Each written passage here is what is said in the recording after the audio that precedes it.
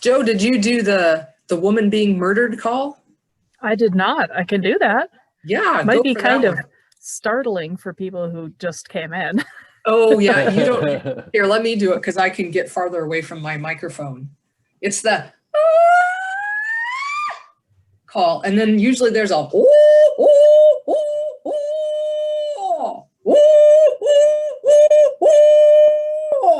at the end. But I've recorded some weird ones that have done some that have done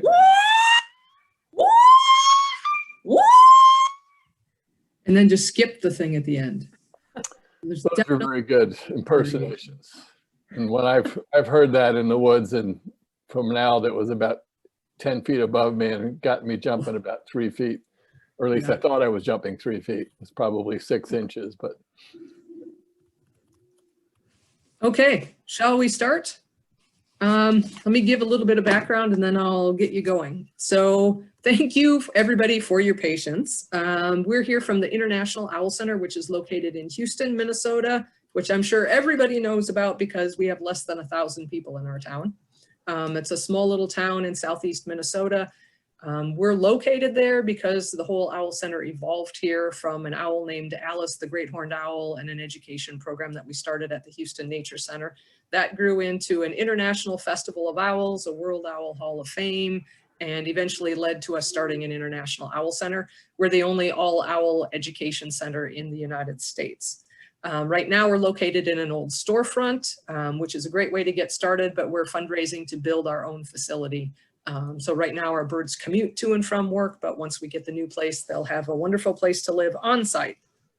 Our mission is to make the world a better place for owls through education and through research. So this kind of is a great way to bring both of those two things together because we're kind of bringing the research to educate people all over the world because we do have people registering from, I don't know, more than a dozen countries that are attending this presentation. YouTube seems to be having an issue for us, but we are recording this and we'll post it to our YouTube channel afterwards. So if you go to YouTube and Google International Owl Center, you'll find our channel and you'll be able to find this presentation and our past presentations there. If you look at the bottom of your screen, you should see a Q&A, and that's where you can type questions. We have the chat disabled, but you can ask questions in the Q&A. We may not have time to answer all the questions. The last two programs, we took questions for almost an hour for each and still did not get through all of the questions. So keep that in mind. This program is sponsored by Mary Williams, Scott and Karen Bingham, Frida and Tova Elgathan, and an anonymous donor. So just a little brief background on Rob, if you didn't read that already. Dr. Rob Bierregaard, after grad school, spent 8 years in Amazonian Brazil. He's spent 5 years with the World Wildlife Fund and the Smithsonian Institution. He taught ornithology and ecology at the University of North Carolina in Charlotte for 18 years, which is where he did this 10-year study on suburban barred owls. And now he studies ospreys, and somewhere along the program we'll post his website in the chat box, which you will be able to see. And although it's focused on osprey, it does have a really good section on all the work that he's done with barred owls and videos and all kinds of great information. So with that, we'll turn it over to Rob. Thank you for being with us and for doing this. Well, thanks, Carla, for the invitation, and always love talking about owls.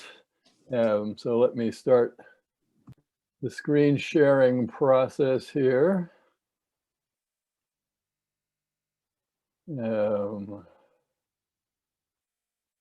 Okay, share computer sound.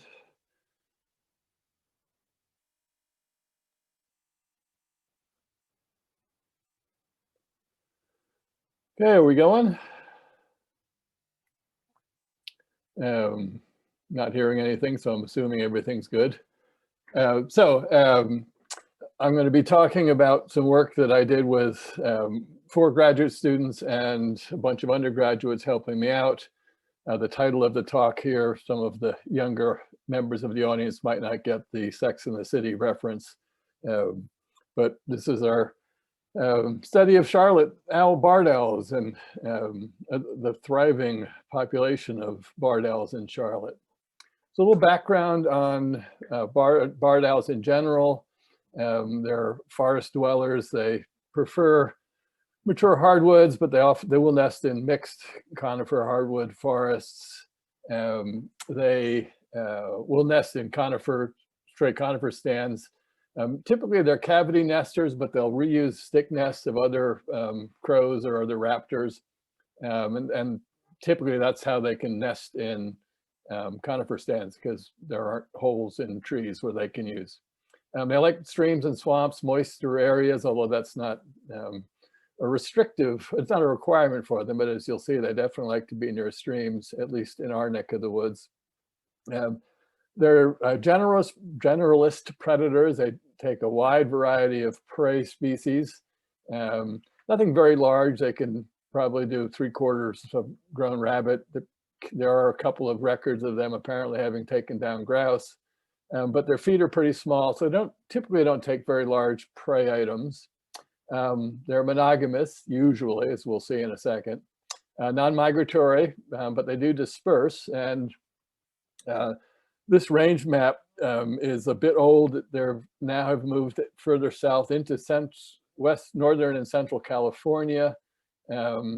And once they got out to the Pacific Northwest, which they did, by the way, through the Dakotas and Wyoming and Montana, they didn't go up the Canada route to get originally out to the Pacific Northwest. But they're causing a bit of a kerfuffle with the northern spotted owl, an endangered species. And the barred owls are bigger and tougher and more generalist predators, so they're becoming a serious issue for the northern spotted owl, and to the extent that there are experimental programs where they're actually shooting barred owls to keep habitat available for spotted owls. No time to get into that, but that's a really interesting whole area to discuss. So in the southeastern US, this is sort of prime real estate. Barred owls love this kind of swampy habitat.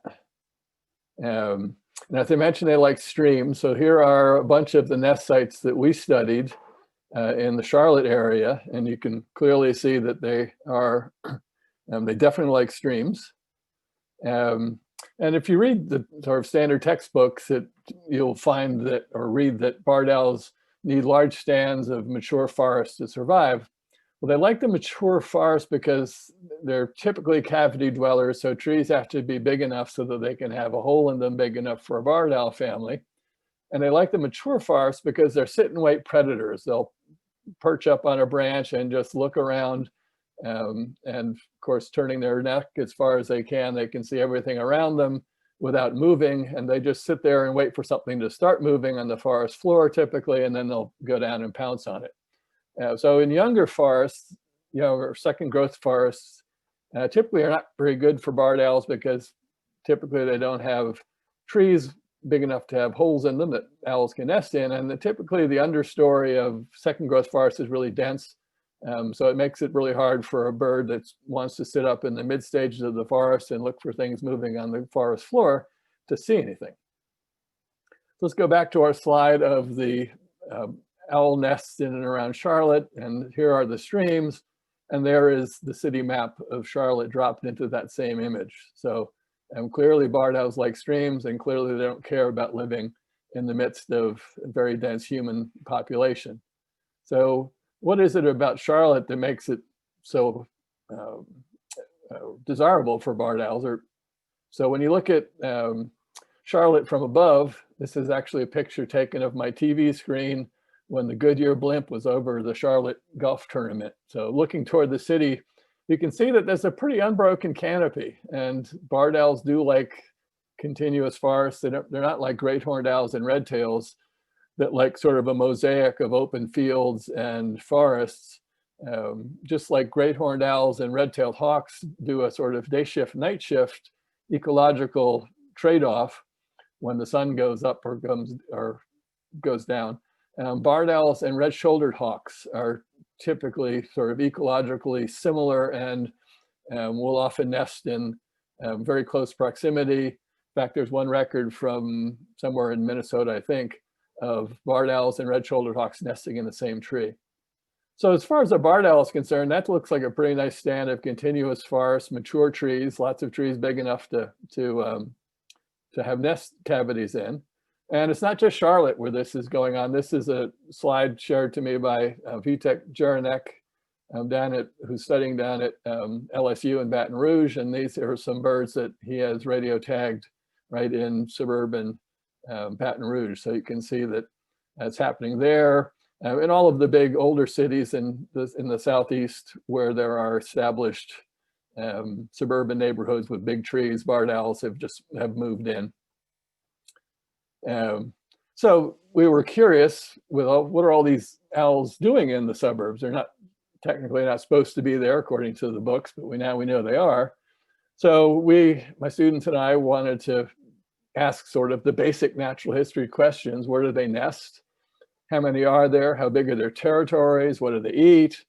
And are they as successful as they seem to be? They definitely seem to be thriving, but as I'll discuss later, there's a lot of mortality associated with hunting in a busy suburban area. So a lot of barred owls are brought into the Carolina Raptor Center after having had a losing encounter with a car.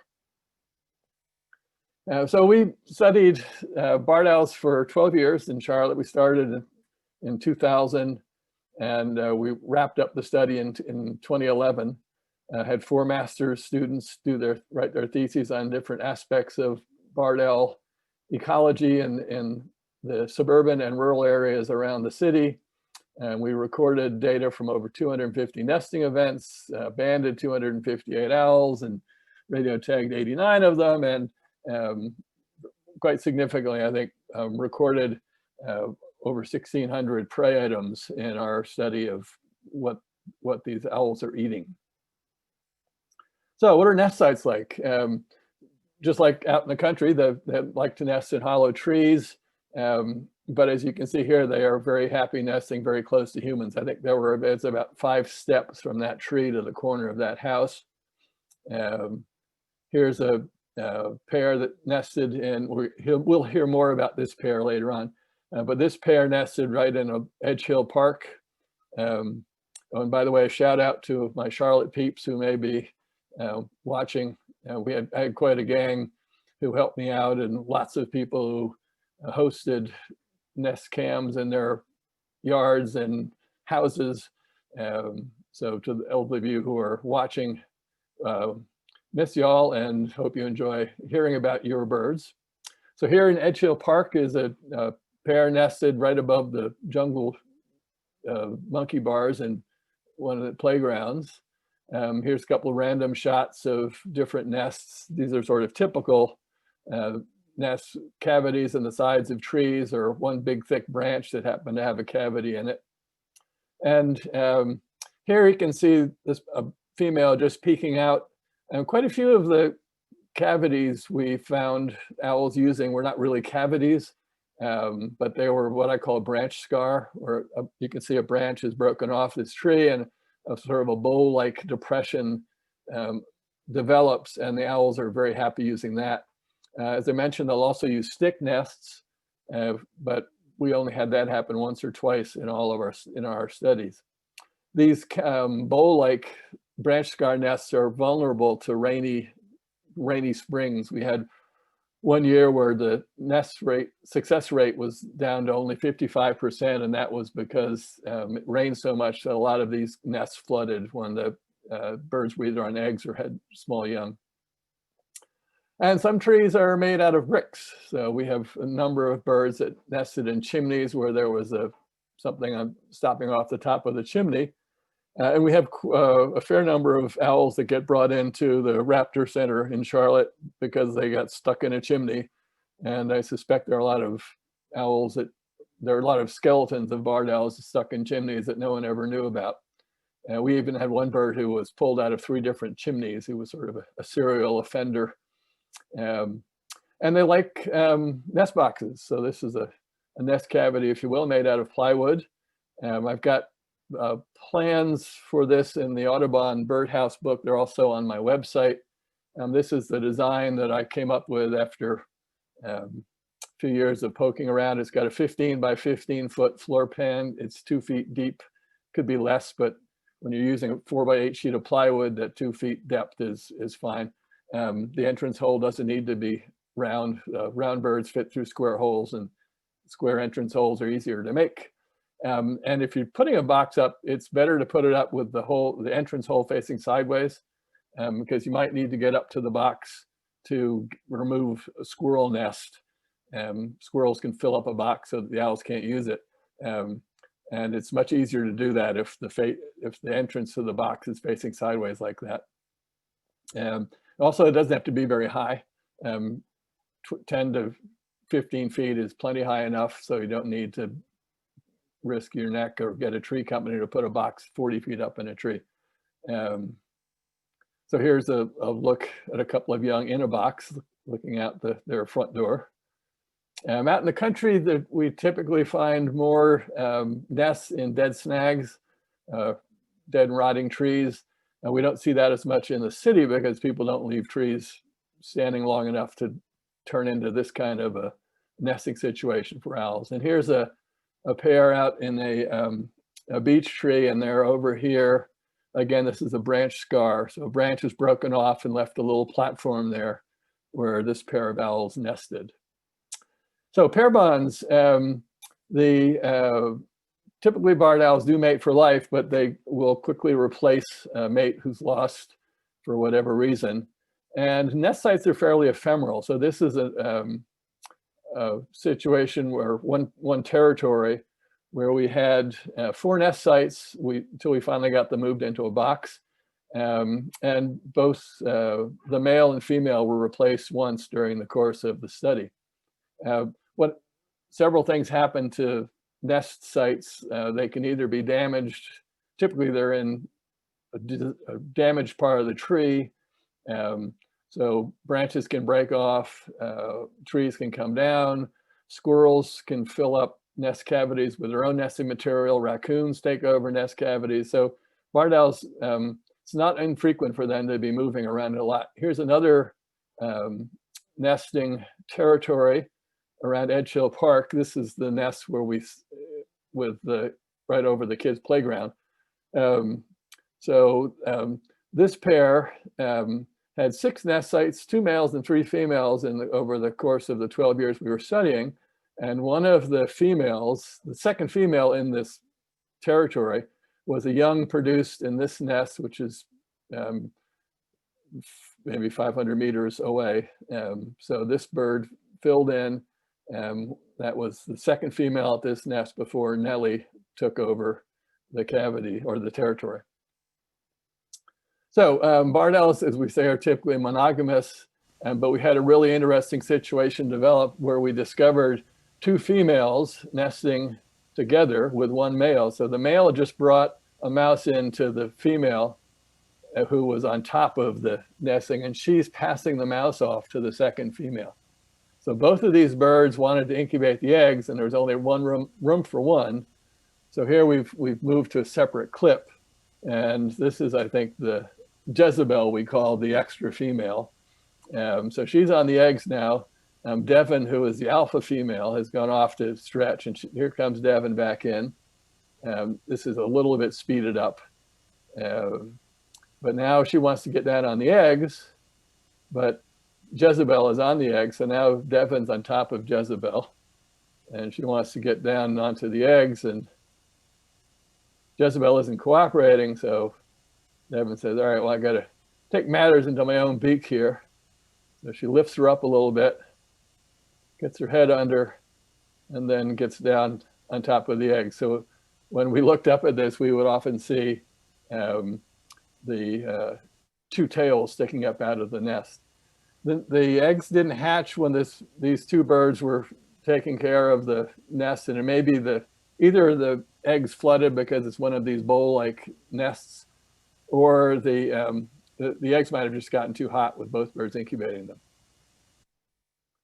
So how do we get data from the nest? We don't always have to climb up to the nest. We developed a peeper scope, as we called it, where we have a 36-foot sectional pole that we can get up to any nest that's about 40 feet high or less.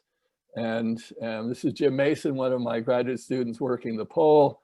And there were some young kids walking through the park who helped us out there. And so we're looking at the monitor to see what's in the nest. That's how we could count eggs. So my graduate student, Eric Harold, on the ladder on the left, he didn't really like heights, and that was a pretty steep set for the ladder. So I decided I was holding the ladder for him, and then I decided I needed a picture. So I stepped away, and fortunately there isn't an audio recording of what he was telling me when I left him standing up there without me holding the ladder. The nest was a side entrance in that big branch that the ladder is resting on. And over on the right, we used to use the ladder spurs and the peeper scope to check out that nest. We occasionally have a friendly tree company that will get us up to nests that are hard to get to. Oh! Whoa, I got a good shot of that one. Okay, well, there's Daddy. Sorry, I didn't see him. So that's one of my undergraduate Actually, no, assistants that's who was Mom, Dad. supposed to be my wingman and watching what was going on, but he didn't see that. Whoa, coming. I got a good shot of that one. So that's why we wear a helmet. And I got hit a lot of times by owls as I was going up into the nests. I think the record was 5 or 6 times for one visit. So what are the data that we found? We had clutch size, the number of eggs laid, from 124 nests, and the average was just over 2. So typically 2 eggs are laid, and a little more often than not there's 3, and occasionally there's 1. We did have 1 clutch of 4, but 2 or 3 is the average. Oh, and the average success rate is pretty high. That's the number of nests that eggs were laid where they actually succeeded to get young out of the nest as branchers, as we call them. That number is a little elevated because we had predator guards around a lot of the nest trees. So we would have some aluminum flashing, which would keep raccoons from climbing the trees.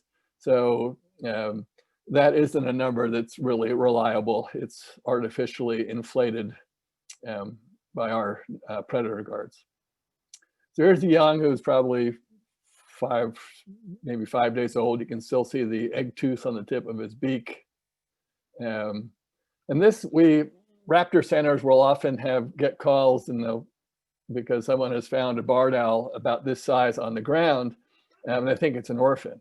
So those are not orphans. Barred owls leave their nests when they're about 5 weeks old and become branchers. They hop from branch to branch. They do this because typically nesting in a cavity, in most owl nest cavities, there's only one way in, which means there's only one way out. So if a raccoon happens to come up the tree, any young that are in the nest are toast. So it makes sense for them to get out of the nest as soon as they can. And at this age, about 5 weeks old, they can sort of fly hop from branch to branch, get around in the trees. Occasionally they'll wind up on the ground. That's when people think they have found an orphan owl. But the young owls are very good at climbing up the tree. They use their beak and their feet, and they can sort of hitch their way back up the tree if there's any sort of contour to the bark at all.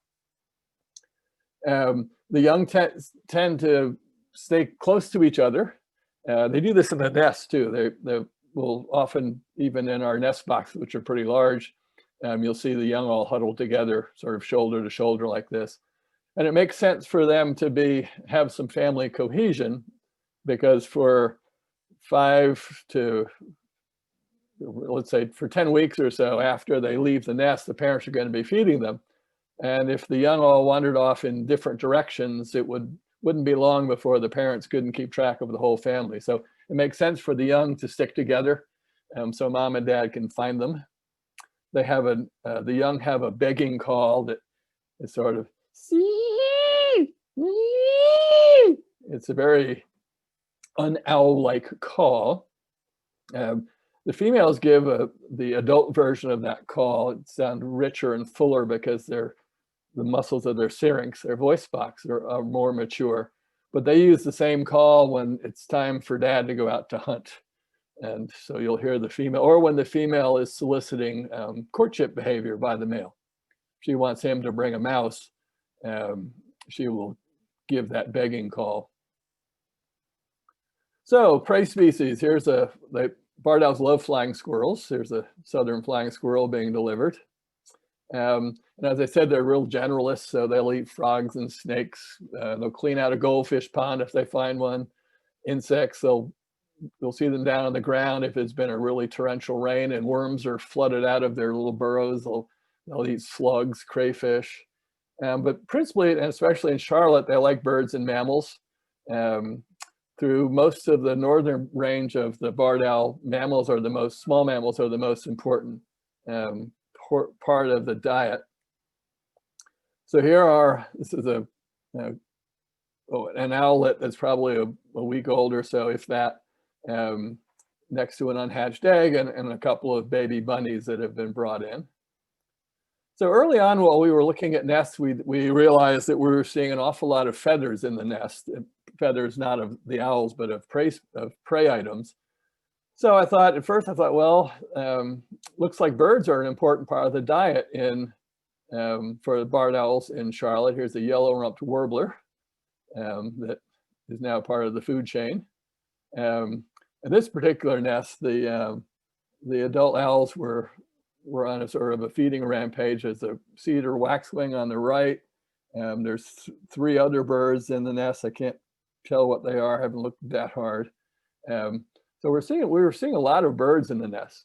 So originally I thought, well, we're seeing a lot of birds, so that's important. But then I realized that, well, feathers are going to last a lot longer in the nest than would mammals. So if a bird brought in a cardinal, if an owl brought in a cardinal and plucked it, those feathers would be in the nest for a week or 10 days. We'd see them, but the owls might have brought in 15 mice at the same time and we wouldn't see any remains of them.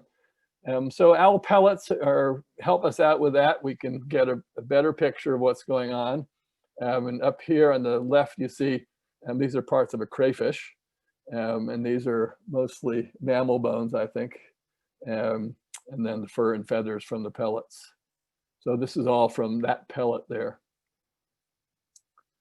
But then, of course, nest cams are they tell it all. Oops, little typo there. So we installed nest cameras in the back of a bunch of nest boxes, and we had people who were kind enough to let us set up video cassette recorders in their dens or living rooms and helped us switch tapes out. And so we recorded hundreds and hundreds of hours of owl nesting activity. Out in the woods, we used digital recorders run off batteries that we would switch out as needed. And so these are the kinds of things that we see. So here comes Dad with a grackle. And here comes a male cardinal. It took us a sec to figure that out. In black and white, you don't see the red colors, but it's obvious that that's a cardinal. And 2 young just sort of groping around for Dad.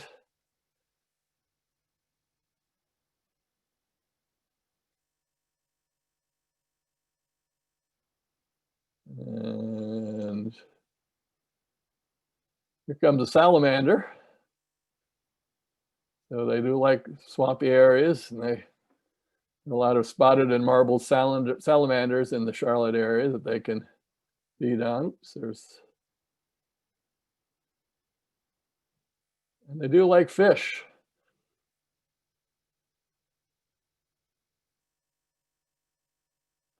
So they do like, of course, they like crayfish and fish, so that's why we see their nests so often near streams.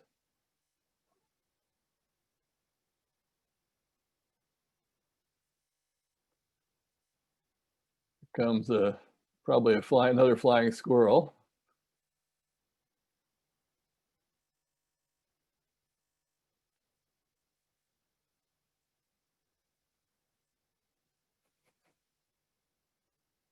And here comes just a big insect.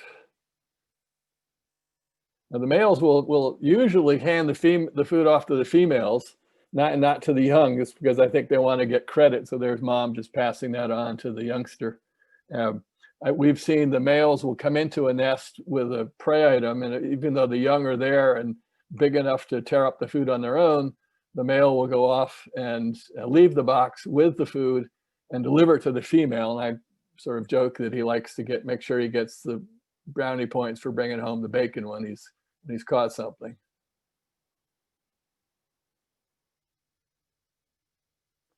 And then finally, this is a female who is, this is a little out of sequence, but this is a female who is investigating a nest box, looking for, this is a box she's going to use, but she's just checking out the furniture, sort of seeing if she's got a good spot to lay her eggs. It's important if you put a box up to put in some pine straw or some mulch or something that, so that the birds can actually make a depression and keep the eggs in place. There's another small mammal coming in. And this is a bit of an overachiever. I don't know where this came from. It just showed up sort of on the internet. It's a trail cam that has recorded a barred owl coming in to whack a deer on the back of his head. So clearly this owl doesn't have pretensions that it's going to catch this deer. I think this is similar to what happens. People get hit by owls, and typically it's in sort of late summer, early fall. In Charlotte, we would get sort of a rash of people reporting that they've been hit by owls. And I think what this is young owls are being playful. I talked to a rehabber who had a couple of young owls who in fact were orphans, and he just raised them free flying around his house. And he reported that sort of by late summer, early fall, the young owls were flying out and just whacking people that were riding by on their bikes or joggers who were coming by. They would just go out and sort of play tag with them. And if you're playing tag with an owl that has very sharp talons, it's not fun to be when you're it. So this rehabber had to take the owls out, and they were big enough to be released. So he took them out into the woods, out away from people. But I think that's what's going on. Young owls are playful. We have videos of them in the nest where they'll be pouncing on feathers and jumping around in the nest. So they're clearly playful. And I think that's what's going on when owls are striking joggers and bikers as they're wandering around the suburbs. So sort of wrapping up the prey data, when we look at, this is Corey Cobble's master's thesis on comparing the diet of rural and suburban owls. So for our study, the blue are the country owls, and red are the suburban owls, and green are other studies. So you see the huge difference in the number of birds that are brought in by the suburban owls. It's, over 50% of the prey items delivered by suburban owls are birds, and out in the rural habitats, it was maybe 28% or so, and very little in the other studies. So what's going on here, and also if you notice in the blue bars for our rural studies, that herps, which are reptiles and amphibians, snakes and salamanders, frogs, crayfish and insects are pretty important in terms of the number of prey items delivered, much more so than in other studies, the green bars, and more so than in our suburban habitats. So it's happening here, and when we've sort of rolling back a little bit, a few slides to my comments on seeing all the feathers in the nests. When I first saw those feathers, I thought, well, wow, these owls are eating a lot of birds. And then I thought, well, maybe they're not, because feathers will linger in the nest. But the first night we had a camera in an owl box, in fact, there were 8 items delivered and 4 of them were birds. So I jokingly say we could have stopped the study there, because 1,600 prey delivery items later, we find that the percentage of that very first night were pretty much what we found after the whole study. So what's going on is that in the suburban habitat, the understory is sort of mowed lawns and azalea bushes. So these owls are catching birds while they're roosting at night. They're not catching them during the day. And they can catch them because in the very open understory of suburban yards, there aren't many good places for birds to hide and spend the night. So when we look at the other studies, the green bar, we see that mammals are over 70% of the diet of most of the other studies. This is Kent Livezey's work. So he reviewed 107 different reports, studies that had prey data, and you'll notice that the preponderance of them are up north. There are only a few down in the southeast. And so if you're a barred owl up in the Canadian boreal forest or the Pacific Northwest, or up in New England, you're just not going to have a lot of chances to catch herps, reptiles, amphibians, and the like. So those birds depend much more on small mammals as prey. So getting on to our telemetry studies, we tagged 50 adults and I think 39 juveniles. We trapped them using a number of techniques. This is a noose cage that has a gerbil in it. The owls will come down and try to catch the gerbil and get their feet tangled up in the nooses on top of the trap. We also used mist nets so that the owls would come in to try to catch a mouse, which we would put out for them. We trained the owls to come in to a whistle, and the whistle meant that there was a mouse to be had. So we could set up our nets and then put a mouse on a little feeding platform like this and call the owls in. And we caught lots of owls that way. The transmitters are very small. I think they weigh about 10 grams, a third of an ounce. We put them on the birds using a backpack mount, either with Teflon ribbon, which you see up here, or eventually I stumbled upon lingerie elastic as a really great material to put harnesses, to make harnesses of, especially when we were tagging young owls where we expected them to grow a little bit. The Teflon ribbon is non-elastic, so using the elastic of the lingerie harnesses that gave the birds could grow into them a little bit. This was a bird that was brought in. You can see it has a badly broken wing. So this is one of our birds that the transmitters disappear so deep into the feathers that you can't see them. And I actually had this bird in my hand for an hour as I brought it up to the Raptor Center and didn't know that it had a transmitter on because the transmitter was so far into the feathers. And it wasn't until they put the bird on the x-ray table and they said, "What's this?" And I realized that it was one of our birds. And unfortunately had to be euthanized. When the break is so close to the elbow joint, they couldn't save that bird. So then we go out with what some people may recognize as like an old TV antenna. And just track the birds down. We get as close as we can, and the antenna is directional. So you can tell if we're getting warmer or colder, but depending on how loud the signal is. And going out night after night to track our tagged birds. This was Eric Harrell's master's thesis work where he measured the home range sizes of these owls in suburban Charlotte. So here we had greener males and redder females. You notice males tend to have a bigger territory. Females tend to stay close to the nest. Males are doing most of the hunting. This pair had a very large territory.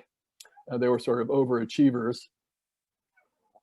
And so when you look at his data, he was found that the males had an average of 118 hectares or 285 acres, and females about 210 acres. That was, if you exclude the pair that had the very large territory, the ranges are a little smaller.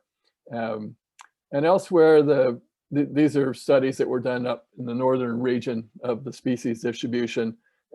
Territory seemed to be a little bit larger, but not a whole lot.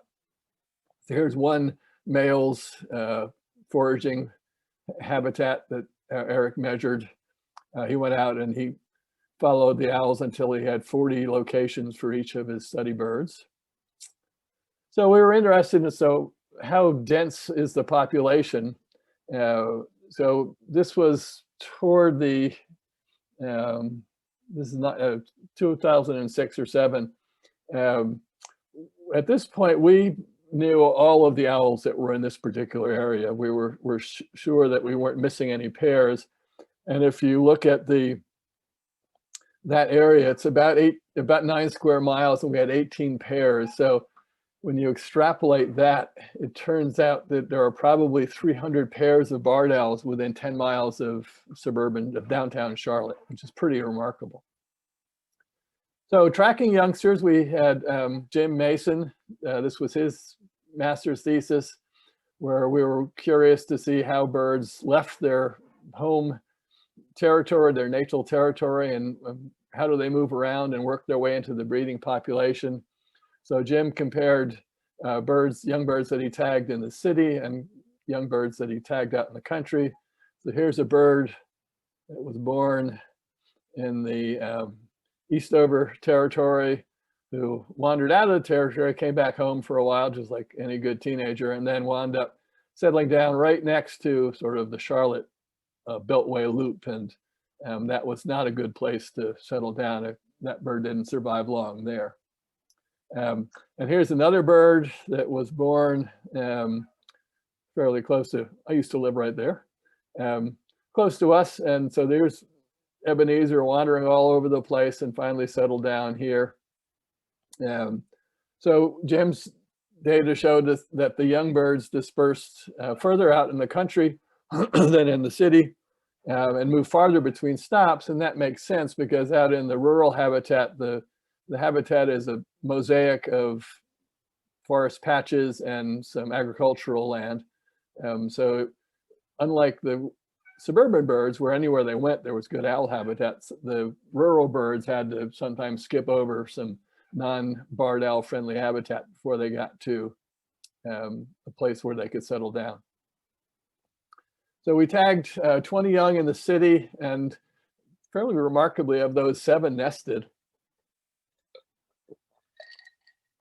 And here are just a few of those birds. So this is the bird I mentioned before, the Bromley pair.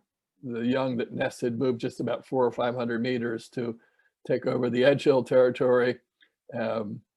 This bird, so we had two young arrive in this territory from different parents. This nest was a productive one. And so one of the young here nested down here, and one of her young nested up here. So this was one of our grandchildren. We actually had a 3rd generation radio tagged owl nesting. So one of the things that another thing we wanted to look at, and this was Jennifer Ratu's master's thesis, my last graduate student, she looked at mortality rates and came up with a not surprising result that lots of the mortality in the city or the suburbs is related to car collisions. So these are, again, a couple of young birds that were dispersing around in the suburban Charlotte habitat. Barred owls are the most frequently delivered patients out at the Raptor Center, and most of the birds brought in have run afoul of a car. So one of the questions we wanted to ask at the beginning was, the suburbs seem to be a really thriving habitat, but we wanted to know if this is a source or a sink, and this is a little bit of ecological jargon. A source habitat is one where the reproductive rate exceeds the adult mortality rate, so there are more young being produced than are needed to keep the population stable, so that young birds can disperse out into other habitats.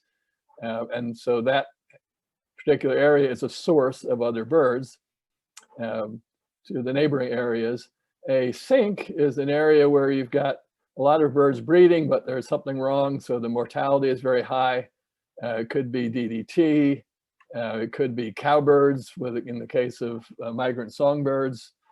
So lots of migrant songbirds get back to their breeding areas and wind up raising nothing but cowbirds. So those situations are called an ecological sink, where the only way the population can be maintained is if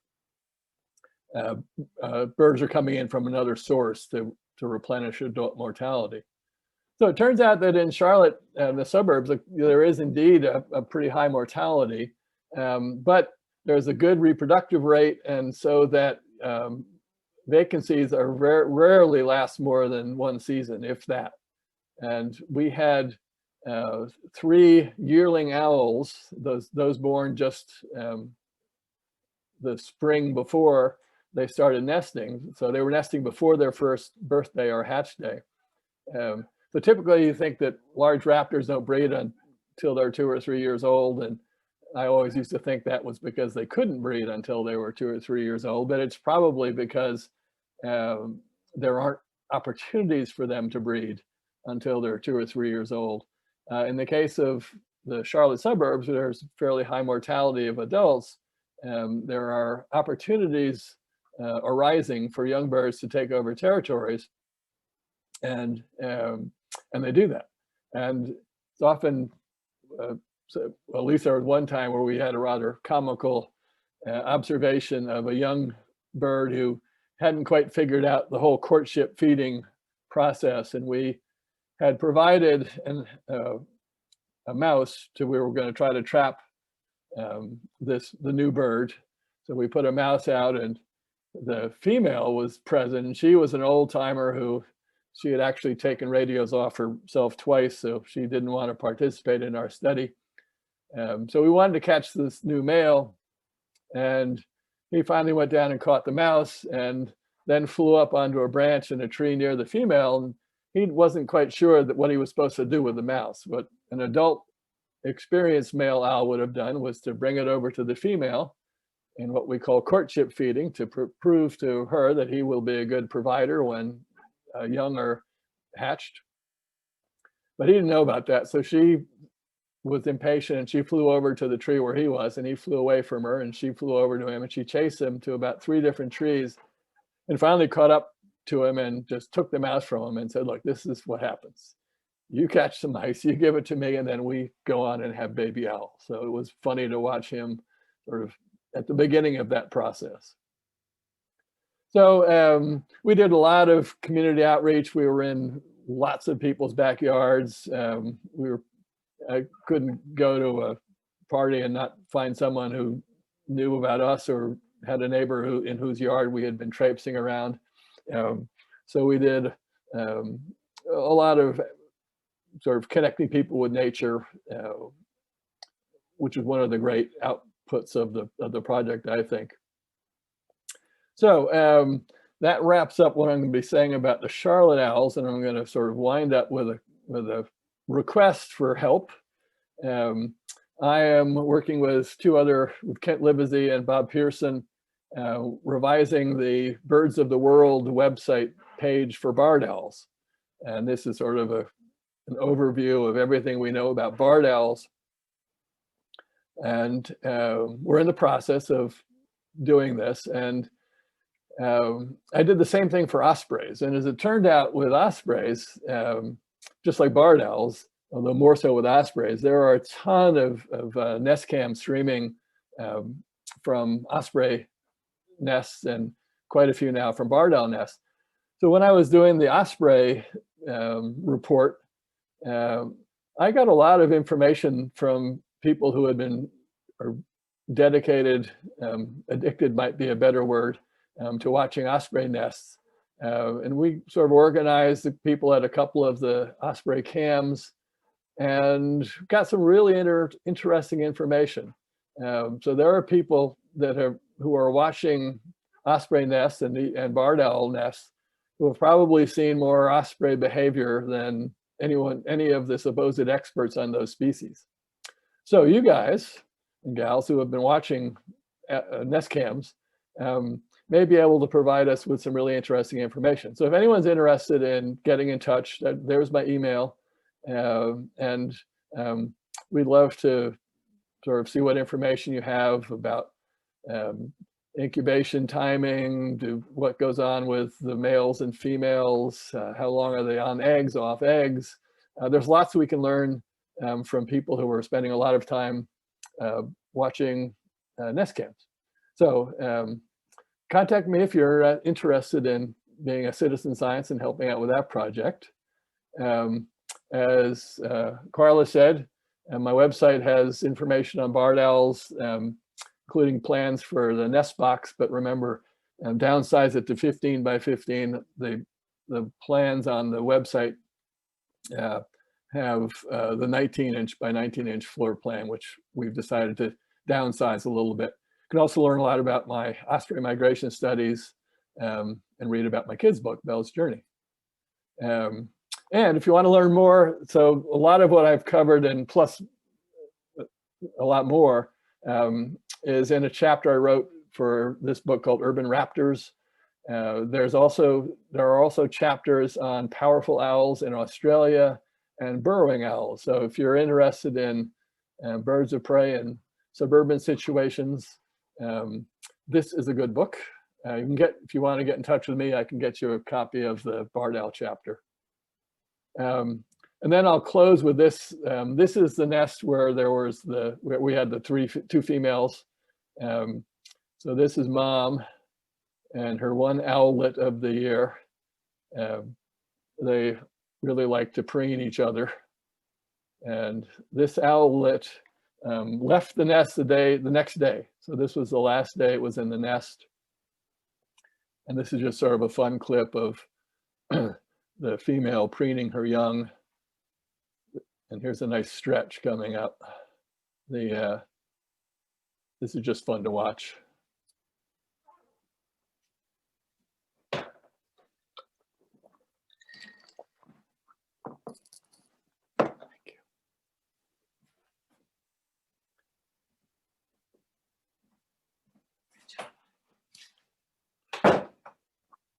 So the technical term for this is allopreening, meaning you're not preening yourself, but you're preening someone else.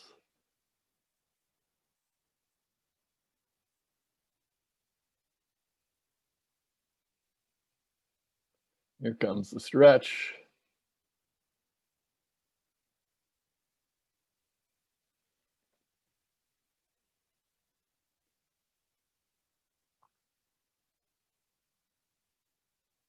And that's so if you look at the view from this nest, that's a fairly typical barred owl, what a barred owl looks at when it's looking out of its nest cavity.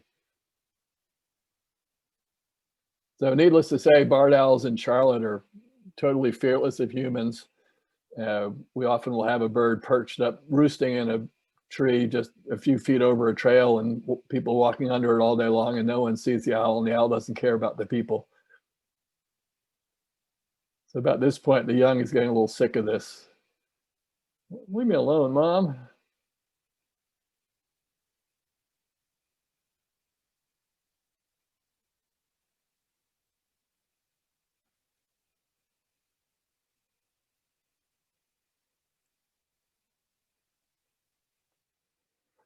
And that's the story. So happy to field questions. And while questions are going, I'm just going to run a video that we have in a box of just as background, just for the fun of it.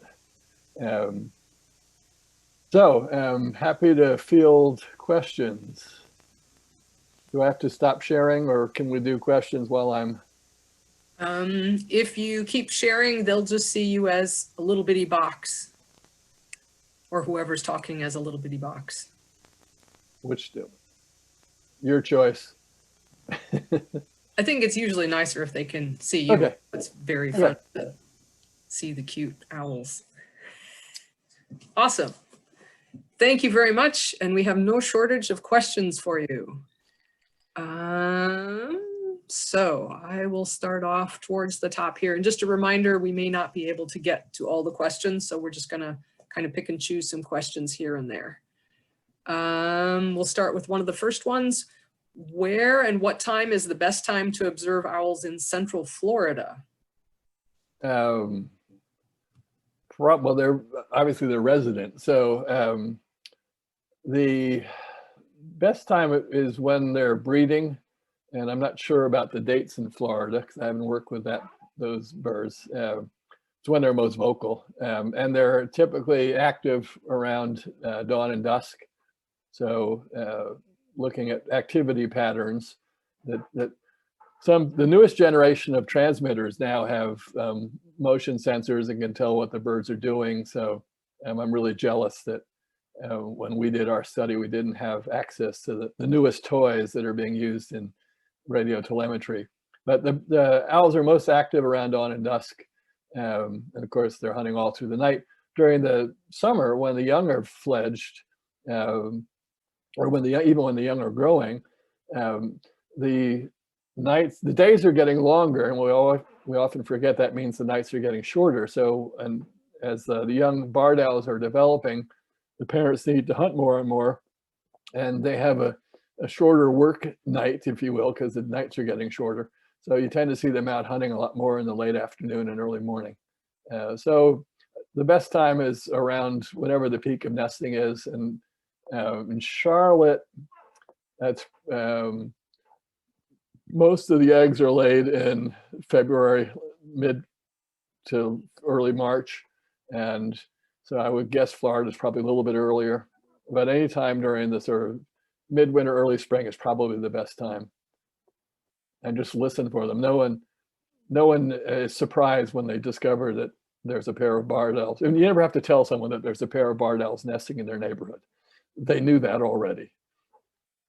In fact, a fair number of the nests we discovered, we would wander around suburban Charlotte in appropriate looking habitat with a boombox playing barred owl tape. And people will come up to us and say, "What are you doing?" And I said, "We're looking for nests." And they'd say, "Oh, there's a pair, 3 blocks over that way," or "There's a pair 2 blocks over that way." So everybody knows about it. They're noisy and not hard to find.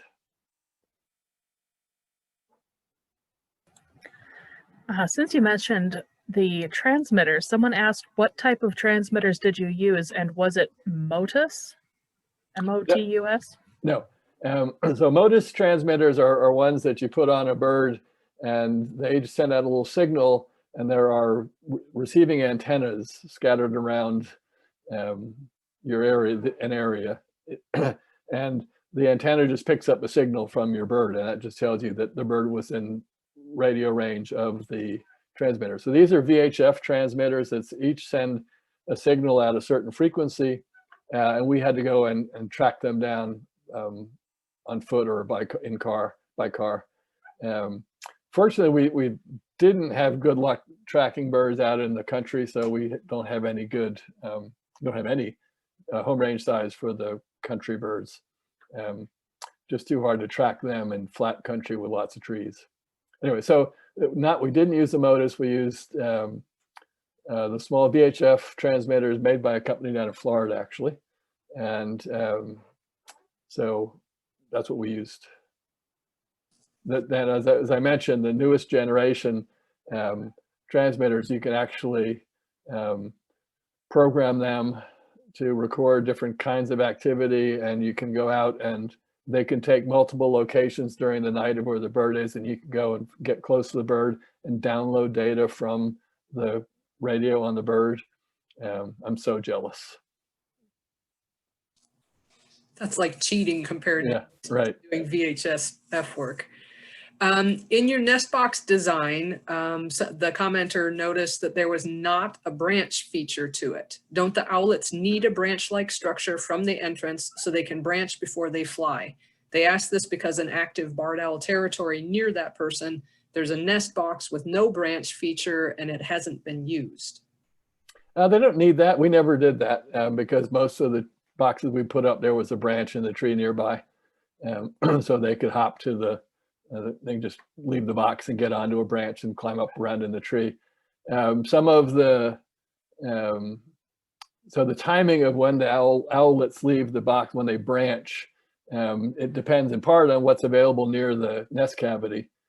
Some of them, they can climb up the tree out of their cavity, but we had a pair that was nesting out in an isolated tree way out in the middle of a lawn. It was strange to see it in such an isolated tree. And those young it took them a long time before they fled branch, because there wasn't a branch they could hop to. So you don't really need that. So we never had it, never needed it, because there were always branches around that the owls could get to.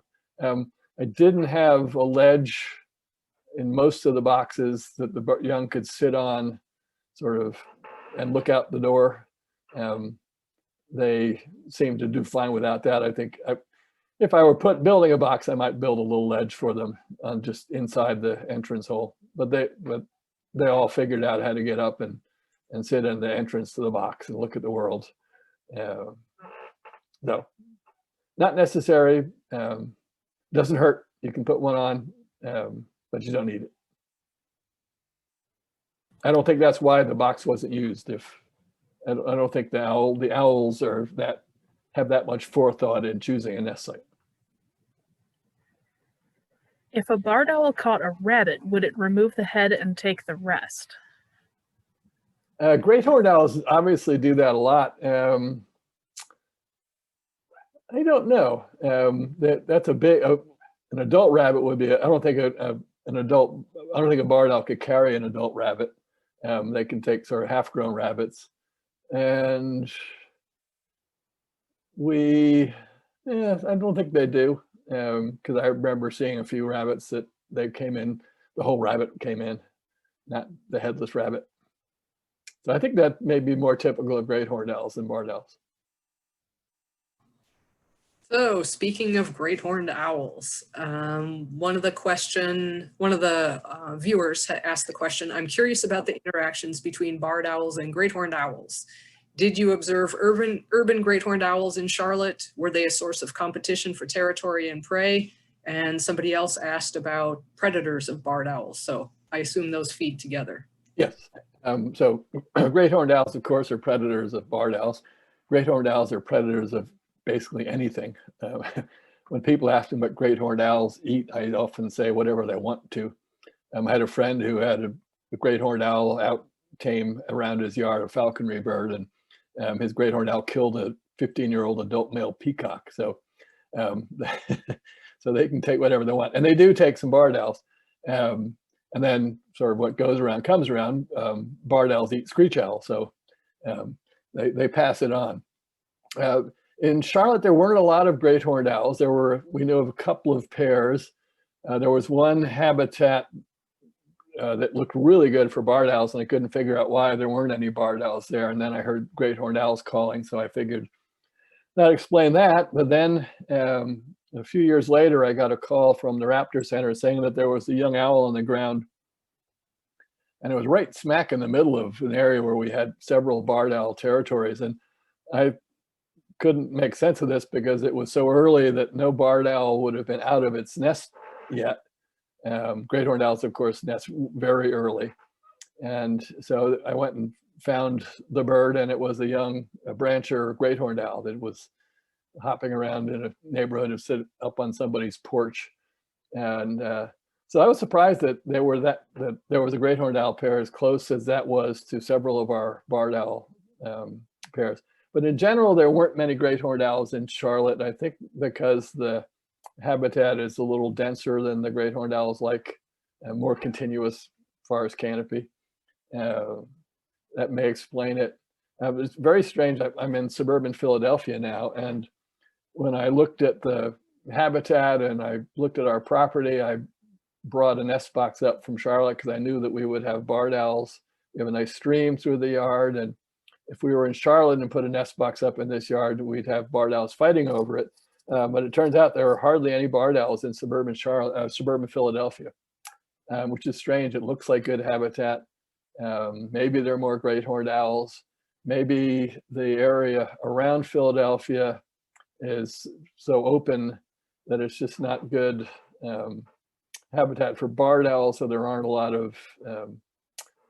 of source populations to populate as the suburban neighborhoods get older. Bit of a mystery. There are some, but not many. We have a couple questions that are very similar, so I'll kind of squish them in together. Were you able to determine if the owls were catching the birds or merely gathering already deceased individuals? And someone else asked, will owls stalk bird feeders like Cooper's hawks do? Yeah, no, they were killing birds that they were roosting at night. They were catching birds. I was out tracking one of our birds one night, and I heard him fly into a hedge, and I heard a robin come out the other end that he didn't catch. So they are catching birds that are roosting at night. They're not doing what Cooper's hawks do. They're not sort of staking out bird feeders, and they're catching birds that are sleeping at night. So not to worry about your birds at the bird feeder. Barred owl isn't agile enough to catch a small bird in flight. It can only do it by sneaking up and snatching it out of a roost. Okay, I'm going to sneak two together. What is the lifespan of a barred owl, and what's the incubation period of barred owls? About 30 days for incubation, and the lifespan, the records, there's a couple of birds in their early 20s. Those are the longevity records. Don't remember exactly the years, but I think the Raptor Center had a bird that they banded and released, and it wasn't a first-year bird 22 or 23 years before, and then they got it back recently. So they can make it into their 20s. In Suburban, the mortality rate is high enough that I don't think there are many make it that long. Territories last forever. So get that serial replacement I was talking about, where we had 3 females in 11 years. There are urban parks in suburban parks in Charlotte where people who live there say there have always been owls there, for decades. But so once a territory is found, as one adult is lost, then another one will fill in. Same thing happens with ospreys, where you get serial replacement at a nest. So it looks like the nest has been there the nest may have been occupied for 50 years, but it wasn't. You don't have a 50-year-old osprey or a 30-year-old barred owl. Someone asks, any idea what kind of fish the suburban owls are eating? I would guess it's goldfish, koi, and other ornamental backyard fish. And how do they catch them? Yes, they do. They will clean out a goldfish bowl, some pond. Somebody told me that they didn't know where their goldfish were going, and they looked out and they were up before dawn one morning, and the motion sensor light in the yard went on, and they looked out and saw a barred owl flying away with their last goldfish. They go down to this, so they just see them in shallow water and go down, swoop down and catch them in their talons the way an osprey would. They don't dive into the water the way an osprey would. And they'll actually wade in streams looking for crayfish. I've never seen that, but I've heard it and reported enough times that I believe it. So they're just hunting a stream, and they see a small stream chub or something that are in shallow water, and will go down and snatch it. All right. Do barred owls have pronounced asymmetrical ear openings like barn owls have? Some say they do, others say they don't. No. I've looked at a lot of owl skeletons, and I've even looked at barn owl skeletons, and it's hard. I've seen drawings of owl skulls that show these really asymmetrical ear openings, and I've looked at lots of owl skulls, and I can't see it. There may be something with barn owls with the way the feathers are structured, but in barred owls, I'll show someone a barred owl skull and ask them to look for asymmetrical ear openings, and it's just not there. I don't see it much in great horned owl skulls either. So I don't know. So no is the answer to that. It's certainly not pronounced. If it's there, it's small, and it may be something they do with feather arrangement that gives them some kind of a asymmetry to the hearing, but nothing that I can see. What about you, Carl? You must have seen plenty of. I'm going to jump into that because we do have a skull collection, and we've specifically we'll dissect several owl specimens of different species and different genera side by side. And the only ones that have asymmetrical skulls, very noticeably asymmetrical skulls, would be the Agolias, so boreal owls and saw-whet owls. And some have soft tissue asymmetry. So that would be more like the barn owls, and barred owls may have some soft tissue asymmetry. Great horned owls are just straight symmetrical. They're not asymmetrical. So it varies by species, but I think most owls that have asymmetry, if they have it, it's soft tissue asymmetry and not skull asymmetry. Good. I'm glad that I'm not seeing things. Did your owls ever get curious and dismantle the nest cams or attack them, or do they just not notice them? They can't see them because they're around the back of the box, so they don't notice them. And I did put a microphone in a box because I wanted to record the females make an interesting vocalization when their eggs are about to hatch. And I turned out, talking to Carla the other couple of days ago, that I discovered that great horned owls have the same sort of clippity-clop, clucky chitter that I call the Lamaze call, as they're trying to coach the young out of the eggs. So we put a microphone in a box to record, and the first time I tried that, it was too late in the season. It scared the birds hadn't laid eggs yet, but it scared them out. So in a couple of years later, I put a mic up and camouflaged it and put it in early so they would be used to it. And, but they didn't ever notice the camera. Although sometimes the way they stare at it, you think they do. You see the young would come up and sort of like bob their head back and forth in front of the camera. Yeah, like that. So one of the commenters is from the Pacific Northwest, and they said their barred owls are responsible for the decline of western screech owls, in addition to the spotted owls, of course. Did you observe any interactions between barred owls and eastern screech owls? Yeah, we had a couple of screech owls as prey items.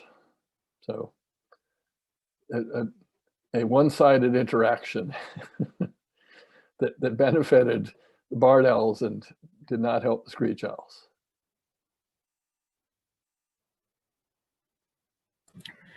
Okay, did barred owls from the same nest disperse far from each other, or did they end up competing for the same territories? Do they ever compete with their parents? Now they wander off, and we didn't, well, technically I can't say, because I don't think we tagged more than one young in a nest. But my guess is that looking at the way they disperse, it's random. So they're just wandering around, and I would be surprised if they compete with each other. I think they're just scattering across the landscape and looking for vacancies in territories. And there's a sort of a flurry of vocal activity in the late summer, early fall, where you're hearing the adults give the who cooks for you all call. And I'm pretty sure that's, well, in one case, I was actually tracking a young bird, and I heard an adult calling. So I think what you hear a little flurry of vocal activity in the fall, and that's because young birds are dispersing and they wander into the territory of a known territory, and they run into the homeowner, and the homeowner lets them know that puts up the vocal no trespassing sign. Does fledging success rates and mortality balance out in Charlotte? Are territories contracting in size if the population is expanding? I don't think well, it seems that mortality and productivity are balanced because the pairs are stable. I don't think they could get more dense than they are. Nothing changed. We didn't see any change in density in the 12 years that we were studying them. So my guess, and it seems that things have been fairly stable. So I think it's just a stable situation. You've got higher mortality, but reproductive rate is successful enough or high enough that we maybe once or twice we had a territory go quiet and skip a breeding season, but for the most part, and we were looking at 25 to 30 nesting pairs each year. Most of the time, everybody was, they would move around, but if we knew a pair was around, they would be around. So it didn't look like the population, doesn't look like the population is decreasing. I don't think it can get any more dense than it is. And so I think it's a pretty stable situation. And here's actually, so it's increasing a little bit because the suburbs out at the sort of the peripheral suburbs, which were farmland 20 or 30 years ago, are now getting to the point where trees are almost big enough to have nests, but not quite. So we would get calls of owls that had been pushed out, owlets that had fallen out of tiny nests. We had one nest floor that was about 7 inches across and 20 centimeters. And so these owls, so this is, that's a definite sink situation where these are birds that are trying to reproduce, but they can't because the nest cavities are not there. Or if they're there, they're too small. So they're getting filled in by birds coming out of the suburbs, the older suburbs. So in those circumstances, we put up boxes, and that will sort of help the owls, give them a little bridge along until the trees get big enough where they'll have cavities that are acceptable to the owls. This is a hot topic. Do you consider calling owls for photography purposes to be unethical? And then I'm going to throw in a little part of that. And does that vary between urban areas and rural areas? I don't know. I've never really thought about it. We've never had to. I haven't done that much owl photography. We would call in owls for our research, and we would do it. So we weren't doing it just because we wanted to take pictures. And I think it's pretty accepted that that you shouldn't be messing with them just for your own enjoyment by calling. Now, I'm not against using broadcasting calls if I'm leading a field trip or I've got an ornithology class out. I don't mind broadcasting songs of owls or other things to have them pop up. But I don't think a brief broadcast of songs to lure birds out into sight is bad in any way. But I wouldn't. I don't think feeding owls just to take pictures and calling them probably is pretty widely accepted. I think that we shouldn't be doing that.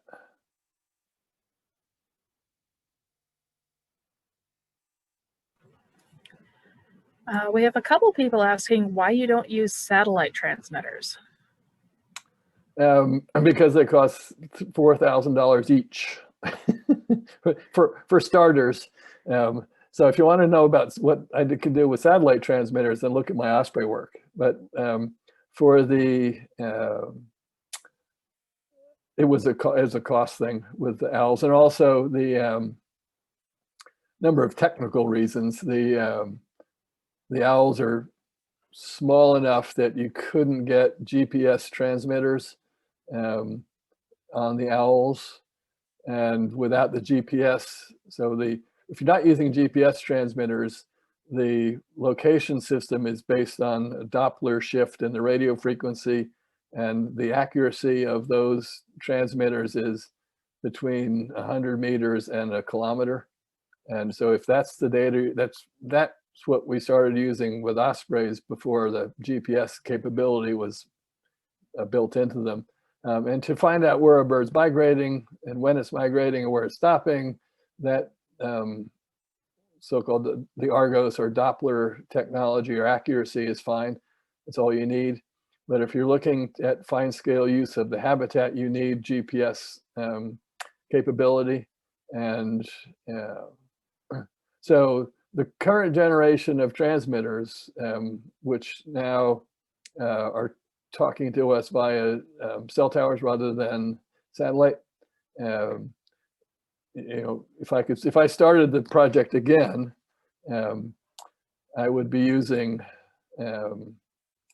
GPS capable transmitters, and probably ones that I was downloading just going out and finding the birds and downloading myself. The other thing is, since they're resident and they're not migrating, you really don't need the satellite capability.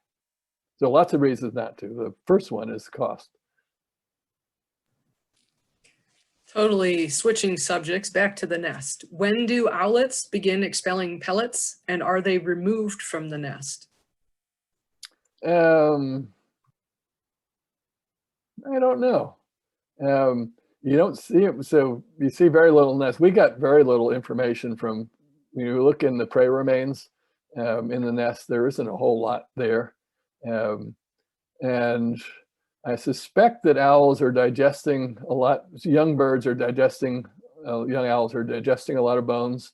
I know that I had a prairie falcon one time that I watched her eat a pigeon, and some days that she would cough up a pellet that had a lot of bones, and some days she didn't. So I think there's some internal regulation on how much bones are digested by birds, and I think growing birds need a lot more calcium. So I don't think they have a lot. I think they're probably not casting up pellets with a lot of bones in them. And I don't ever remember in the tapes watching a young owl cast a pellet. And the adults are definitely not taking them out of the nest. So I don't ever remember seeing many pellets in the nest. So I don't know exactly how that works. So the camera watchers who have spent more time watching than I and my students probably, there's something to, some information that we can get from avid nest cam watchers. I know you're out there. And along with that, do adults regurgitate food or only provide food for chicks to tear apart themselves? No, they don't regurgitate. They bring prey in whole or partially consumed. There was one nest where they had a large prey item. I don't remember what it was, but I think it was maybe a small possum. Anyway, it was a pretty big thing, whatever it was. And they would bring it in, feed the young, and then they would take it out. And then it would come in again as slightly smaller. It would come in and then it would go out slightly smaller and come back in, and then they would take it out again. And I think we had this one prey item came in 3 times where they would take it and stash it out in the woods somewhere. So they do stash prey. When we were training, we trained the birds to come into mice, which helped us to trap them. And we also used it to help find nests. So we would call a bird in and give it a mouse and then watch it to see when it took the mouse to its nest. Well, these owls were smart enough, they figured out that as long as the gravy train was in the station, they weren't leaving. So that they would take a mouse and go stash on a branch and then come back for the next mouse. And I'd give them a mouse, they go stash it on a branch. And so I would leave, I'd say, forget it. And I'd leave and they would follow me all the way back to the car waiting for the next mouse. So they do stash food. When they bring food in, when the young are small, they'll tear it up sort of bit by bit. There was one funny scene where a female had a bird that the young was trying to swallow, and it was way too big for the bird to swallow. So it looked like the young bird was choking on this thing, and the female watched it for a while, then finally grabbed it and took it out of the bird's beak and throat, and then tore it up a bit. So it was a bit smaller, and then left it, and then the owlet was able to swallow it. So when they're about 2 weeks old to 3 weeks old, they'll start tearing up food for themselves. If mom and dad are there, they'd rather be spoon fed or beak fed, if you will. Actually, watched one time, we had a nest where there was a very small third chick who hatched way later than its 2 nest mates, and we called him Runty. And there are records of cannibalism where in clutches of 3 where some of the young will eat their nest mates, presumably after the nest mates have died. But this one scene there, the 2 bigger owls were tearing up something, and the little Runty wasn't big enough to tear up food for himself. So he was sort of lying down next to his 2 big nest mates, and one of them tore off the piece of food and sort of hesitated, and Runty reached up and took the food off of the beak of the one that was feeding itself. And it almost looked like the older young was feeding the smallest young. I think it was just, it paused, and Runty took advantage of that and was taking some food that was being torn up by its older nestmate. Does barred owl eye color have any significance or give it any competitive advantage for its nocturnal lifestyle? I don't think the color does. I'm not sure why. They have those big dark eyes, and unlike great horned owls with their yellow eyes. So I don't know the answer to that question. Do barred owls like other owls like barn owls do? Are they like social? Only the young will hang out with each other after they've recently branched, but other than that, they're solitary. You don't see them. You don't see the adults roosting near each other. They'll one of their calls, I call it the cool calls, with whoa, whoa. It's it's a contact call. So you hear that sort of cool. You hear that at dawn and dusk, especially at dusk when they're just waking up and getting ready to go about their night's work. You'll hear them, the pair, talk to each other, and just, I'm over here, I'm over here. And when the male is bringing food in, he'll often give that contact call to to let mom know that food is incoming. Why is the barred owl range expanding? Because it can, I guess. So is the expand? Oh, is that referring to the expansion in the west? Do you think out to the west? Yeah. So that actually began happening in by 1890 something. There were barred owls were sort of moving across the prairies as humans were putting up windbreaks and leaving trees standing. So they sort of went out originally that way, and then they got into the Northwest, Pacific Northwest, and they were actually moving west, and they met owls coming east across northern Canada. So they just, because they're successful and they disperse, as new habitat opens up, they'll find it. And so it's happening in areas like Charlotte, which was farmland 100 years ago. And now once the farmland was converted to suburbs, as the trees grow and mature into a size that the owls can nest in, they'll just take advantage of that habitat. So they're slowly dispersing whenever they can. And as soon as new habitat is open, they will take advantage of it. Okay, a couple nest box questions. If I were to build an owl box, what is a realistic time frame for a possible owl to start using it? And are you familiar with the barred owl boxes by Jack Nuzzo? Don't know Jack Nuzzo boxes. So in terms of when they would be used, it depends on where you are, of course, and what relative to the breeding season. We put a box up in, I think, the first week in February one year, and I would have bet a lot of money that it wasn't used that season, because by that time, most owls are just about to lay or they've started to lay. So we put a box up in first week in February, and the homeowners called me a month or two later and said the owls are in the box and they had a late nest. So anytime is okay. So I think the best time is probably around fall, late fall, early winter. That would be ideal. So in Charlotte, I was amazed that February was not too late. So typically I would say late fall early winter is the best time. Or, of course, you can put them up whenever you want. Did you include any study on molt patterns in your project? No, we didn't. That was just something that we never looked at. So. And along with that, do your graduate students continue working with owls or any other birds?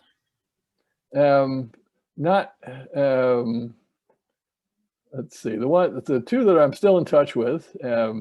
One has done a lot of work with, he was sort of an, as Eric Harold he was sort of an itinerant ornithologist who moved around. He's out in the Dakotas now, and he's still working with birds and falconry. He's not doing any raptor research. And Jim Mason is doing some environmental stuff in North Carolina, but not doing field work with raptors. Here's a tough question for you. I've been asked this one and I haven't seen it, but I've heard some people say they have. Do the owlets have fecal sacs that are removed by the adults? If not, how does waste get removed from the nest boxes? They don't have fecal sacs like songbirds do. So it just accumulates and it's all sort of melts down into the nesting material in the box.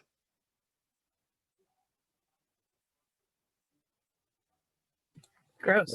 They don't have little bird diapers like songbirds do. How do they rate in intelligence? Playfulness suggests some intelligence, or is it very specific to being predators?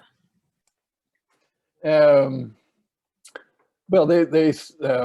they're really quick to learn the mouse process. So when I train them to come to a whistle, they will often learn that in one day. So I'll put a mouse out on the lawn and they'll come down and catch the mouse and I'll whistle. I'll give them another mouse, whistle, give them another mouse and whistle. I give them 3 mice, and I've had birds that the next day were waiting for me, or if they weren't waiting for me, they came in when I whistled. It never took longer than 3 sessions to get a bird completely trained to come in to my whistle for mice. We had one bird that would take them off my hand. I would stand in front of a mist net with a mouse on my hand, and the owl would come in and take the mouse off my hand and fly into the net. They never figured that out. They figure out noose traps. So if you catch a bird once with a bauscha tree or a noose trap, it's hard to catch that bird again using that same trick. But with the mist, they never figured out the mist nets. So they're really quick to learn about what that a whistle means, free food. And they figure out the bad things happen when they try to catch a mouse in a cage, but they keep taking mice off our little feeding platform and flying into the net, and that somehow, I don't know how they don't put 2 and 2 together in that one, but we'd catch a mouse or catch an owl, and we were done swapping out its radio or whatever, giving it a radio, and we put another mouse down. They would come back in like 5 minutes after we released it. It would come down and take a mouse. So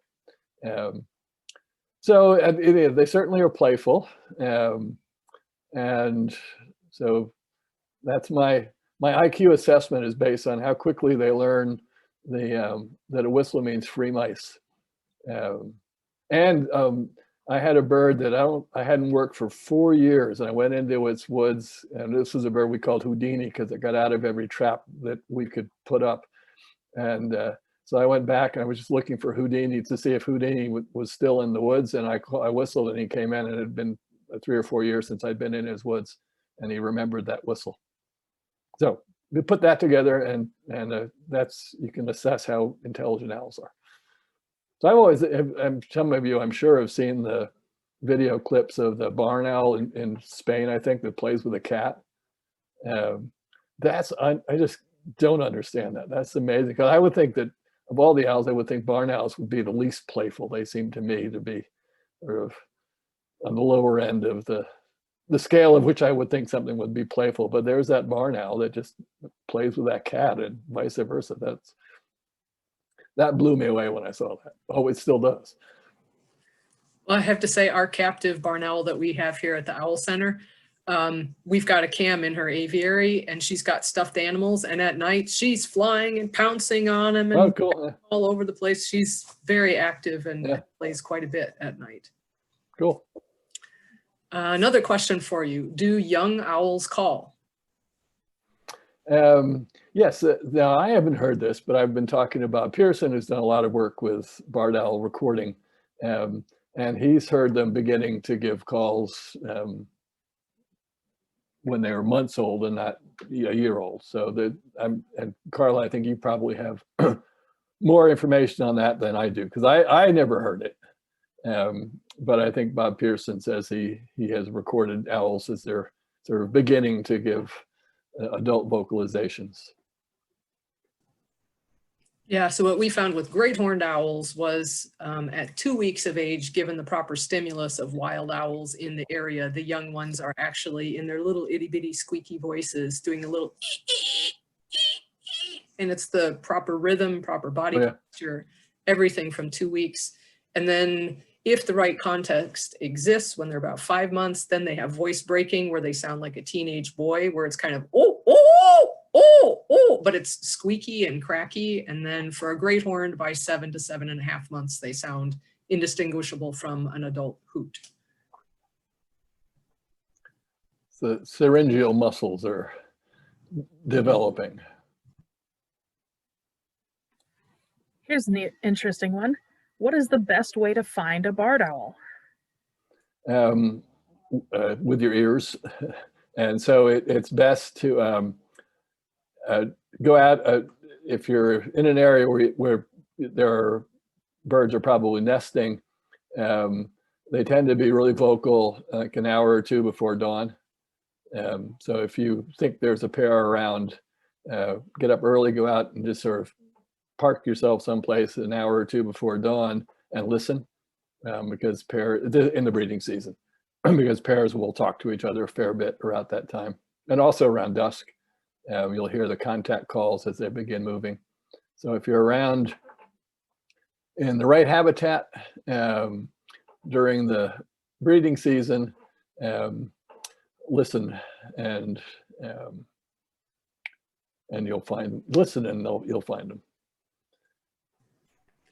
How likely is it that your results could be extrapolated to similar urban areas? I think based on, well, there's one study, two studies. One, Marion Clement has done some work at Clemson, and she's looked at suburban barred owls and found the same stuff we do. VTech is down in Baton Rouge. All across the Southeast, they're in older suburban neighborhoods, and I think the situation is very similar. They were beginning to show up. They're out in the Pacific Northwest. They're showing up a little bit in, not so much in parks, in larger urban parks, but not so much in sort of this, as best I can tell, in suburban situations, up through Baltimore. So there seem to be moving into suburbia, at least as far north as Baltimore, and probably farther than that. So I think it's a pretty general phenomenon. And because the suburban population is so dense, does it account for a large percentage of the total population? No, because that's a small area. So relative to the whole state of North Carolina, that little bit of suburban Charlotte is, it's not a big piece of the whole North Carolina landscape. When you get out into the rest of the North Carolina landscape, there's a lot more sort of a mosaic, habitat mosaic. So you don't have the sort of more continuous suburban old forest that you have in the Charlotte burbs. I think they may have just been talking about suburban birds, suburban owls in general, not just in Carolina. Okay. Yeah, so I think certainly across all of the Southeast, it seems to be the pattern. Any cases of inbreeding or incest in your studying area? Can they recognize kin when choosing mates or mate replacements? I don't think so. And of the birds that we followed, young birds we followed, we haven't had anyone wind up back in their own territory or coincidentally bumping into one of their siblings. And I think as a rule, most birds can't do that. And so a lot of birds, there's a difference in the sexes in which sex disperses and which stays put. Fancy term for that is called philopatry. So in most birds, the males are philopatric. They tend to stay closer to to nest closer to where they were born, and females tend to wander more. And that's just a way of reducing the chance of inbreeding. So in ospreys, for instance, it's rare to find a male osprey nesting more than 15 miles from where it was born, but females will. I had a female banded on Martha's Vineyard that nested in Maine. I had one female I radio tagged on Martha's Vineyard that wound up spending most of November in Michigan, just south of Lake Superior. And I think if she had made it through the next migration cycle, she's probably going to go back there. So females in ospreys, females wander, males don't. And we don't have enough data with the barred owls to know if there was a difference. But I don't think that they would recognize each other. So I think it's just a random thing.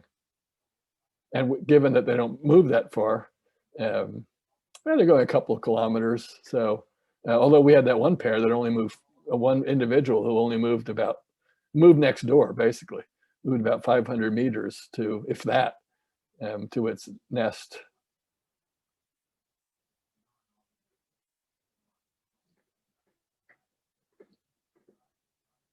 What seems to be the shape of a territory? Actually, they have a two-part question. So the second part is, how long do they let the young stay in their territory?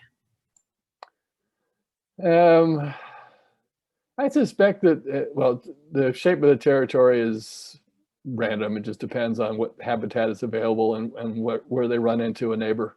It looks like females get trespassing rights into neighboring territories. Where we did have a female in a territory next to a male, she seemed to be able to, the males didn't invade each other's territory, but the female seemed to have a hall pass to come in. So what was the second part of that? How long do the parents let the young stay? I suspect that it's not a question of the parents letting the young stay. I think it's a question of the young just that they're wired in to move. It's like teenagers. You give them the car, once they learn how to drive and give them the car keys, they're not going to stay in the yard. So it's not, the parents aren't chasing them out. I think it's they're following their natural instinct to go and explore. Do owls return? Well, and I think the answer is yes, but like how soon do owls return to nest eggs and the young after humans visit the nest? I don't know. We've never stayed around to watch that. And most of our birds, certainly the city birds, they're so tame that they'll be going back in the box while we're still packing up the car. The rural birds will probably take longer, but we never stuck around to find out just because we wanted to get out of their feathers. I was going to say get out of their hair, but can't do that with an owl. So we want to get out of their feathers and leave them be as soon as we could. So as soon as we were done processing, doing whatever we were doing, we would just take off, and we didn't hang around to watch to see how long it took them to get back in. Does it matter what kind of tree you put the nest box in? No. I put one up in a pine tree, and I wondered about that, and it was used. So they don't care. And again, you don't need to put it very high. 12 to 15 feet is all you need. And something, you want to put them up where you can get a ladder up to them, because you might get squirrels taking them over, filling up the box with nest material. So we've had people who got a tree company, and they put the nest box 40 feet up in a tree, and if anything happened in the box, you're not going to get to it. So 12 to 15 feet is plenty. And again, having the entrance on the side of what looks like the side of the box makes a big difference in terms of accessing the box. After 5 weeks, when the babies leave the nest, do they care for themselves, or do the parents still help care for them? No, they're definitely being taken care of for another 5 or 6 weeks or more. Because at that point, they can't really fly very well. They can sort of hop from tree to tree. By the time they're probably 6 weeks old, they're probably flying pretty well. But the parents are providing them with food. So they're on allowance. And in Charlotte, they would be dispersing in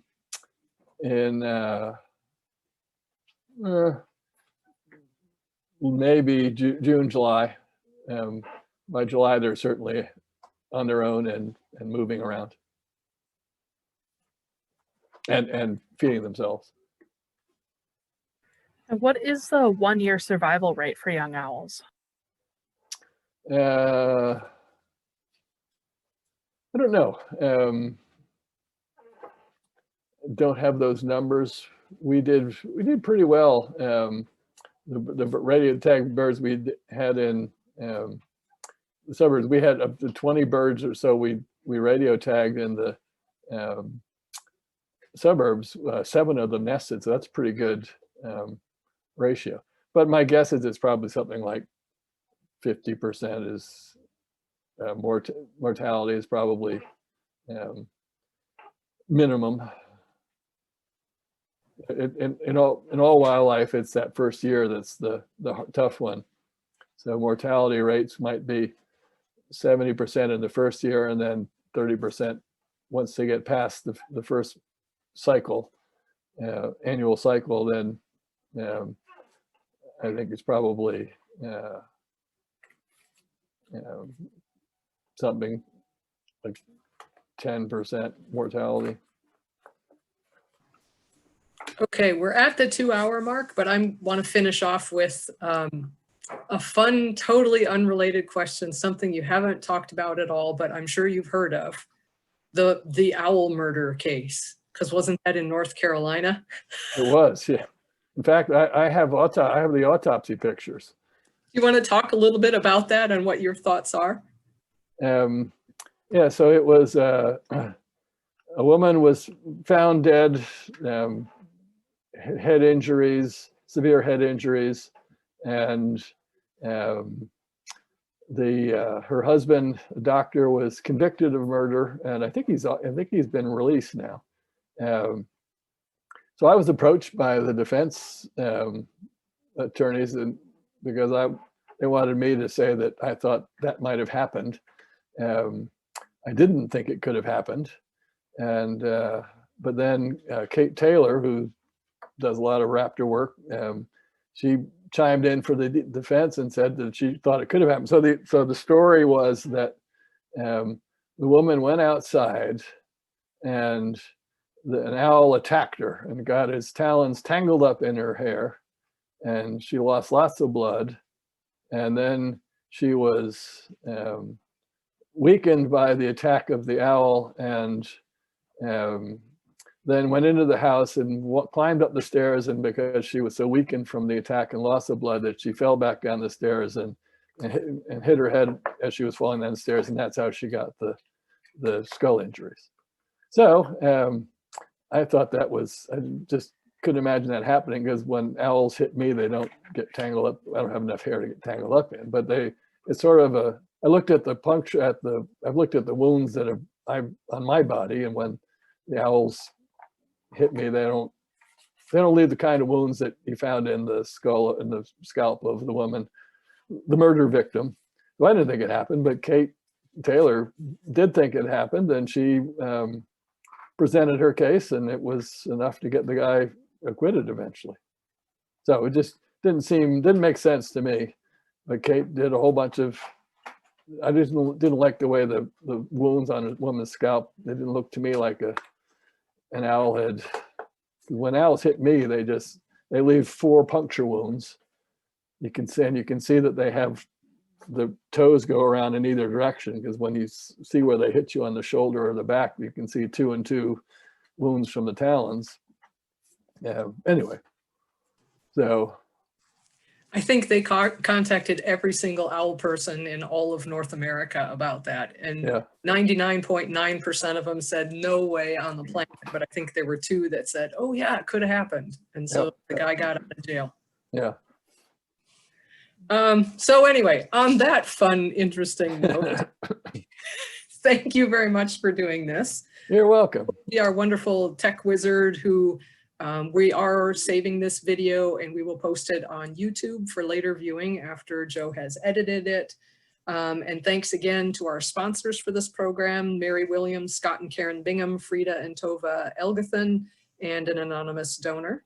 And we invite everybody to tune in next week where Jonathan Slatt is going to be talking about Blakiston's fish owls in the Russian Far East. That looks really cool. I'm going to be there for that one for sure. It is. And if you haven't read the book, you definitely want to. It was released on August 4th of this year, and the third printing is just coming in right now. That's how popular this book has been. You don't even have to like owls. It's an adventure story. Even if it was fiction, it would be interesting. But it's fascinating. So he will be here next week. His presentation will only be live. So you do have to tune in for that one live. It won't be saved on our YouTube channel.